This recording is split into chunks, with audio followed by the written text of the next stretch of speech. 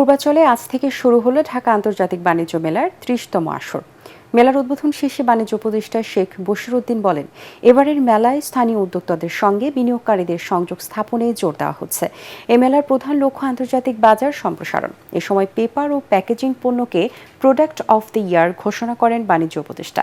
প্রতিদিন সকাল 9:30 থেকে রাত 9:30 পর্যন্ত চলবে মাসব্যাপী বাণিজ্য মেলা। উদ্যোক্তারা তাদের পণ্য ও সেবার গুণগত মান, উদ্ভাবন, প্রতিযোগিতামূলক সক্ষমতা প্রদর্শনের মাধ্যমে দেশের ভাবমূর্তি তুলে ধরেন। ক্রেতাদের সঙ্গে সরাসরি যোগাযোগ, বাজার চাহিদার বিশ্লেষণ, দর কষাকষি ও অর্ডার গ্রহণের মাধ্যমে তারা বাস্তব বাণিজ্যিক সুফল অর্জন করেন।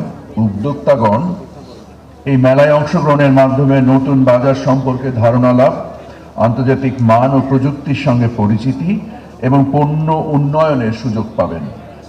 আমি আশা করি উদ্যোক্তাদের সক্রিয় অংশগ্রহণ বাণিজ্য মেলাকে সফল করে তুলবে এবং দেশের রপ্তানি প্রবৃদ্ধিতে গুরুত্বপূর্ণ অবদান রাখবে।